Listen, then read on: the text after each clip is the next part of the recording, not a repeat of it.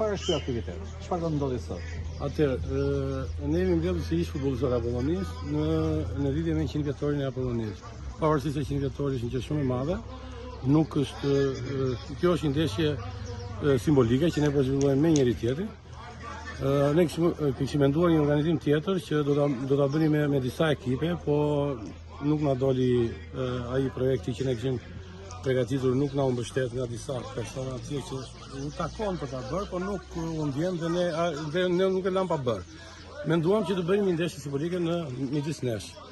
Për 100 vjetori Apollonisë është një gjë shumë e madhe, pasi Apollonia në 100 vite ka dhënë kontribut në futbollin shqiptar. Pavarësisht nivelit mesatar më të lartë apo më të ulët, sipas kohëve, edhe lojtarë që janë mbledhur sot, ka lojtarë që kanë dhënë kontribut jo vetëm për Apollonin, por shumë ekipe në Shqipëri kanë dhënë kontribut dhe për ekipet kombëtare, dhe për ekipet shpresa. Kështu që kjo është një pasion që nuk shterr kurrë te futbollisti. Kështu që këto aktivitete do t'i vazhdojmë gjatë gjithë kohës, edhe në vazhdimsi.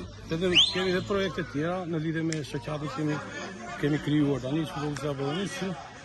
Do vazhdojmë, do ta mbajmë lart të paktën ne, se persona të ne do ta mbajmë lart emrin Apollonisë, ashtu që kemi mbajtur, kemi luajtur, ashtu do mundojmë ta vazhdojmë deri tani. Po si të duket Apollonia të paktën këtë dekadën e fundit? Je i kënaqur? Unë jam shumë i pakënaqur me ekipin e Apollonisë. Ajo është një gjë që kanë marrë në dorë Bashkia e Qytetit bashkë me presidentin që ka 20 e sa vjet në drejtimin e kësaj skuadre, dhe nuk kemi parë në një nivel që i takon që ta ketë Qyteti Fierit.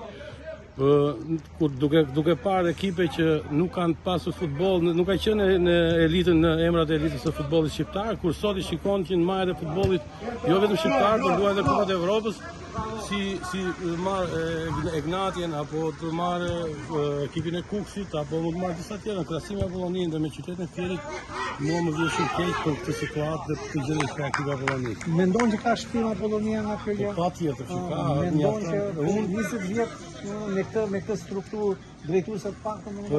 Për mendimin tim, Apollonia ka të gjitha gjërat që mund të çojnë elitë e futbollit shqiptar. Po thjesht mos nuk ka faj drejtimi, mos nuk ka lojtar apo jo? Jo, nuk s'ndodh asnjëherë, nuk ka asnjë qytet që nuk ka futbollist, po është thjesht keq menaxhimi. Për mendimin tim, nëse do ketë dëshirë për ta bërë gjithë mirë e bën. Mjafton dëshira, sepse elementet e Apollonisë janë shpërndarë për ekipe. Mund të jap disa emra sot, për shembull, që janë luajnë për ekipe të tjera, po që janë kontribute, janë lojtarë kyç. Ka lojtarë të Apollonisë vazhdojnë, kur ne kemi diskutuar që janë lojtarë shumë të mirë, kanë të ardhme shumë të mirë në futboll, dhe pa pritur ata shkëputën nga futbolli. Pse ndodh kjo? Kur ne të gjithë e kemi parë, të gjithë sytë specialistëve kanë thënë që këta lojtarë janë shumë të mirë dhe janë premtues për të ardhur në Apollonisë. Por edhe kjo heshtje, do të thënë, në 100 vjetor ekipi kryesor nuk ndihet, ngrijeni ju ish lojtarët apo veteranë që bëni organizimin, bashkia nuk ndihet. Pse kjo indiferencë, kjo tërheqje? 100 vjetori duhet ishte një moment apo një rast për të celebruar, domethënë, në gjithë qytetin, për ta bërë atë Apollonin kryefjalin e gjitha llojeve aktiviteteve sportive apo kulturore. Si shpjegoni këtë? Një pyetje shumë e drejtë, dhe kjo duhet ngrihet nga gjithë qytetarët e Tiranës. Nuk është thjesht kjo 100 vjetori, nuk është thjesht një organizim i futbollistëve, sepse në 100 vjet nuk ka pasur kënaqësi vetëm futbollistët që kanë luajtur, por ka qenë gjithë qytetarët fierak. Kur mbushej stadiumi në Fier, shkonte gjithë Fieri në stadium. Kur ka pasur ndeshje Apollonia, gjithë Fieri, kështu që ajo 100 vjetori nuk është vetëm i futbollistëve, është i gjithë aktorëve që kanë marrë pjesë në këto 100 vite, duke filluar që nga punëtori fushit deri te futbollistët, deri vazhdoi te trajnerët, te trajnerët e ekipit moshave, domethënë tifozat që ndiqnin Apollonin këmbë pas këmbë, edhe me ato pakmundësi që kishin në ato vitet e vështira apo plas. Por unë duke marrë me 100 vjetorin, sepse tentova ta merrja për Shqipëri për ta organizuar këtë gjë, kam zbuluar shumë materiale, domethënë nga 1925-a, dhe kur shikon dhe kur kam takuar familjarët e atyre viteve që kanë luajtur, u kanë rënë lot nga sy se thonë ç'ne ti kush u kujtua më në fund, një njerëz që na vjen në pyet mua thot për vllajin apo për babain apo për gjyshin, që ka qenë në harres gjatë gjithë kohës. Dhe ishte një gjë e mirë, po megjithatë ne unë do vazhdoj do ta kërkoj që ta bëjmë ashtu siç i ka hije e qytetit Fierit. Siç thash, ne ishim të ftuar deri në 100 vjetorin e Kavajës, Desës Kavajës, se ka në 100 vit formimi e klubit, është në 100 vit me Apollonin 1925. Dhe qyteti Kavajës kishte bërë një organizim super, një organizim perfekt që mori pjesë gjithë qyteti.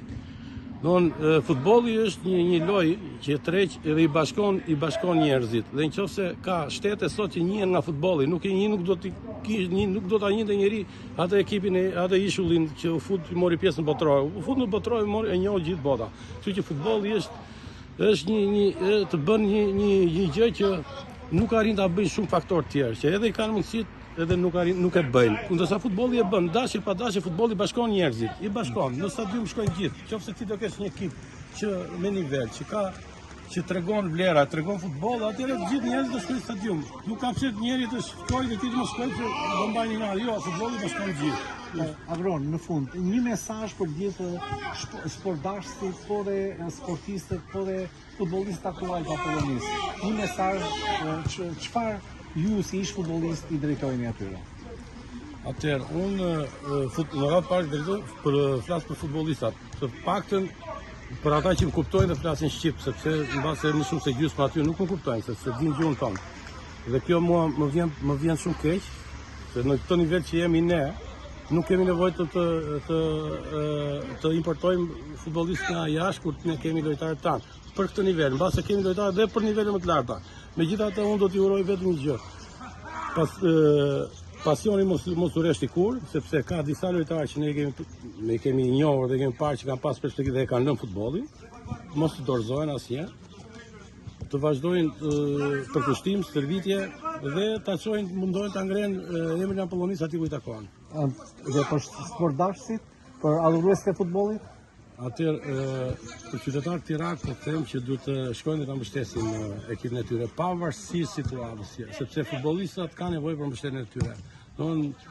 Nuk ka kuptim, edhe nga lojë 3 tjetë ekipi ka nevojë për tifozë. Futbolli pa njerëz, pa tifozë është pa vlerë. Nuk ka asnjë kuptim. Kështu që unë u bëj thirrje qytetarëve që të shkojnë në stadium ta mbështesin ekipin e tyre. Faleminderit.